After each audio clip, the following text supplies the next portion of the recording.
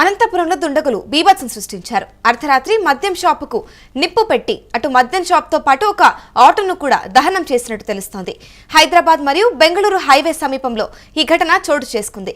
ఉద్దేశపూర్వకంగానే దహనం చేశారు అంటూ షాప్ యజమాని వాపోతున్నారు. ఘటనపైన ప్రస్తుతం పోలీసులు కేసు నమోదు చేసి విచారణ చేపడుతున్నారు. 3:50కి ఏం జరిగిందో తెలియదు. ఫైర్ అయింది. హార్డ్ డిస్క్ చూస్తే కనుక తెలియదు. మాకు వాచ్మ్యాన్ ఉన్నాడు. వాచ్మ్యాన్ ఫోన్ చేస్తేనే రావడం జరిగింది. ఫైర్ ఇంజన్ ఫోన్ చేస్తే వాళ్ళు వచ్చి వెంటనే ఆపడం జరిగింది. ఫైర్ ఇంజన్ రాకపోతే 1,30,00,000 వరకు డ్యామేజ్ అయ్యేది. ఇప్పుడు ప్రజెంట్ 4 లక్షలతోనే సేవ్ చేసుకున్నాము. ఇది హార్డ్ డిస్క్ చూస్తే అది ఎవరు ఏం కథ అనేది తెలుస్తుంది. గోనెపట్లు పెట్టి అంటించినారు కూడా బయట. అనుమానము చెప్పలేము, అది చూద్దాము ఒకసారి. అది హార్డ్ డిస్క్ చూస్తే అనుమానమా లేదా అని తెలుస్తుంది. అంతవరకు మనకి ఏం చెప్పలేము. ఫస్ట్ లోనే మనం ఒకరి మీద చేయడం బాగుండదు కదా. కుట్రపూరితమే, ప్రమాదం కాదు. కుట్రపూరితమే.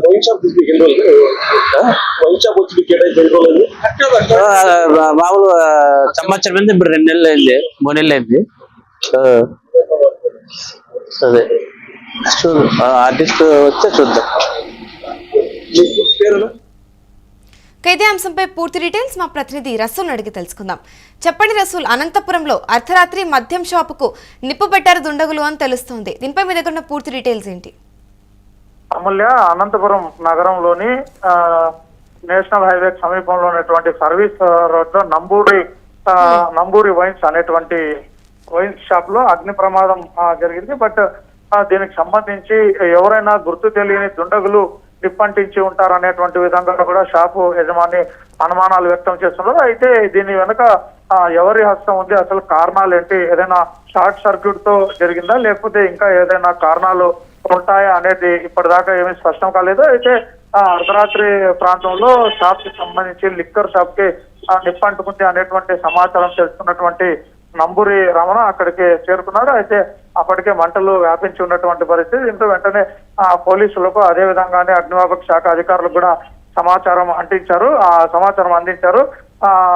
దీంతో వెంటనే అగ్నిమాపక శాఖకు సంబంధించినటువంటి అధికారులు అక్కడికి చేరుకొని నిప్పును వాళ్ళు ఆర్పేందుకు ప్రయత్నం చేశారు. అయితే అప్పటికే షాపు దాదాపుగా సగభాగం పూర్తిగా ధ్వంసం అయినటువంటి విధంగా కూడా అక్కడ కనిపిస్తుంది. అయితే దీనికి ప్రధాన కారణాలు ఏంటి, లేదైనా లిక్కర్ వ్యవహారాలకు సంబంధించి జరిగిందా లేకపోతే ఏదైనా ఇతరత్ర అంతర్గత వ్యవహారాలు ఏమన్నా ఉన్నాయా అనేటువంటిది ఇప్పటికే దాకా స్పష్టం కాలేదు. అయితే దీనికి సంబంధించి షాపు నిర్వాహకుడు రమణ మాత్రం అదే దీని వెనక ఎవరున్నారు, ఇప్పటిదాకా ఏంటనేది ఇప్పటిదాకా తెలియలేదు అనేటువంటి విధంగా కూడా చెప్తున్నారు. అయితే షాప్ దగ్గర ఉన్న సెక్యూరిటీ వాంగ్మూలాలు ఏమన్నా కలెక్ట్ చేసుకోవడానికి ట్రై చేశారా? అమూల్య, ప్రస్తుతం అక్కడ ఉన్నటువంటి ఘటనా స్థలాన్ని కూడా పోలీసులు అదే విధంగానే వారందరూ కూడా సందర్శించినటువంటి పరిస్థితి. అయితే ఎవరు పాల్పడారు, ఏదన్నా కక్షపూరితమైనటువంటి వ్యవహారాలతో ఏదైనా జరిగిందా లేకపోతే ఈ అనంతపురం నగరంలో కూడా పలు షాపులకు సంబంధించి ఈ లిక్కర్ షాపులు ఏవైతే ఉన్నాయో వాటికి సంబంధించి వివాదం ఉంది అనేటువంటి విధంగా తెలుస్తుంది. అయితే దీని వెనుక కొంత రాజకీయ కోణాలు కూడా ఏదైనా ఉన్నాయా అనేటువంటి అనుమానాలు కూడా వ్యక్తమవుతున్నటువంటి పరిస్థితి. ఎందుకంటే గతంలో కూడా పలు లిక్కర్ షాపులకు సంబంధించి ఖచ్చితంగా మా ద్వారానే నిర్వహించాలా, అదే విధంగానే దీనికి సంబంధించినటువంటి డబ్బులు కూడా నెల మామూలు అందించాలా అనేటువంటి విధంగా కొంత మంది దీని వెనకల ప్రెజర్స్ చేస్తున్నట్టు కూడా అనుమానాలు వ్యక్తమవుతున్నటువంటి నేపథ్యంలో అయితే నంబూరి రమణ మాత్రం ఇప్పటిదాకా పూర్తిగా దీని వెనకల ఫలానా వ్యక్తులే ఉన్నారు అనేటువంటి విషయాన్ని కూడా స్పష్టం చేయలేదు. పూర్తిగా దానికి సంబంధించి తీసి ఫుటేజ్లను కూడా కలెక్ట్ చేయడానికి పోలీస్ వర్గాలు కూడా ప్రయత్నం చేస్తున్నటువంటి పరిస్థితి. ఎంత మొత్తం మీద నష్టం జరిగిందంటారు? అదే ఇప్పటిదాకా షాపులకు సంబంధించి మొత్తం అందులో దుకాణంలో ఎంత మేరకు సరుకు ఉంది, ఏంటి, ఎంత నిన్నటి దాకా రాత్రి ఎంతటి దాకా దాన్ని విక్రయాలు సాగే అనేటువంటిది ఇంకా లెక్కలు తెలుస్తున్నాము. పూర్తిగా ఇంకా చెప్పడానికి కూడా పూర్తి వీలు కావడం లేదు. అయితే భారీ స్థాయిలోనే నష్టం జరిగింది అనేటువంటి విధంగా కూడా రమణ చెప్తున్నటువంటి పరిస్థితి అమూల్య. రైట్. మరి అంటే ఇప్పుడు చూస్తే ఒక వైపు నుంచి అక్కడ ఆ షాప్ ఓనర్ చెప్పిన దాన్ని బట్టి చూసుకుంటే కనుక దీన్ని ఎవరో ఉద్దేశపూర్వకంగానే చేశారు అంటూ కూడా చెప్తూ ఉన్నారు. దీని గురించి ఏమంటారు?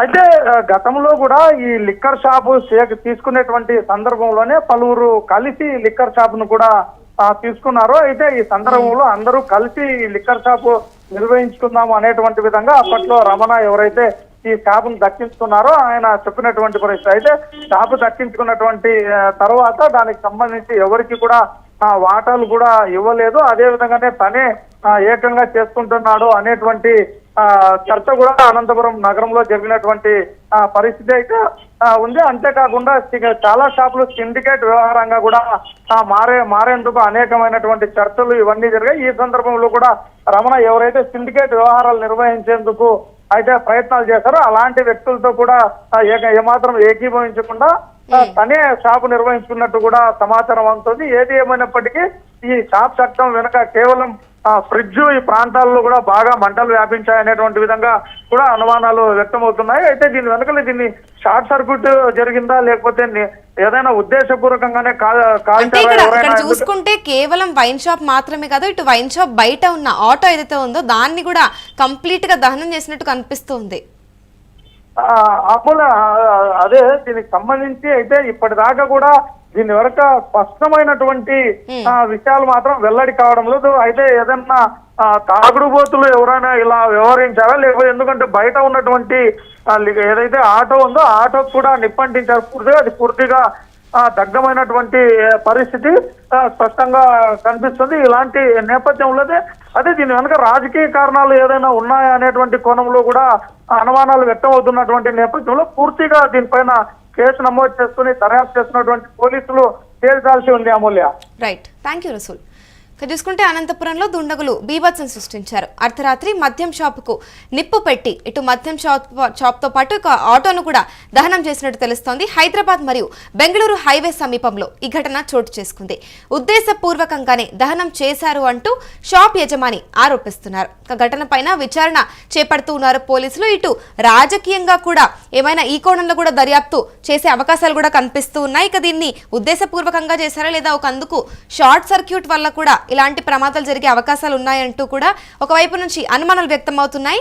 ఇక షాప్ ఓనర్ చెప్పిన వాంగ్మూలం ప్రకారం చూసుకుంటే హార్డ్ డిస్క్లని పరిశీలిస్తే తప్ప ఎటువంటి సమాచారం అయితే ఇప్పుడే చెప్పలేము అంటూ అన్నారు. ఇక ఎవరి మీదన్నా అనుమానం ఉందా అని అడిగినప్పుడు మాత్రం అంటే ఎవరిని పర్టికులర్గా అనుమానించలేం కానీ ఇప్పుడు హార్డ్ డిస్క్లు చూస్తే తప్ప ఏదైనా సమాచారం బయటపడే అవకాశం ఉందని తెలుపుతున్నారు. ఇక ఈ ఘటన జరిగిన వెంటనే కూడా అక్కడ ఉన్న సెక్యూరిటీ ఇటు ఫైర్ సిబ్బందికి మరియు పోలీసులకి కాల్ చేయడంతో పెద్ద మొత్తం మీద నష్టం జరగకుండా కొంతమేరకు నష్టం జరిగిందని తెలుస్తోంది. ఇక ఈ షాపు బయట ఉన్న ఒక ఆటో కూడా పెద్ద మొత్తం మీద నష్టం జరిగిందని తెలుస్తోంది. ఇక దీనిపైన పోలీసులు ఫర్దర్ గా కేసు నమోదు చేసి దర్యాప్తు చేపడుతున్నారు. ఇంకా ఈ విషయం పైన ఎటువంటి కీలక విషయాలు బయటపడతాయనేది మాత్రం చూడాల్సి ఉంది.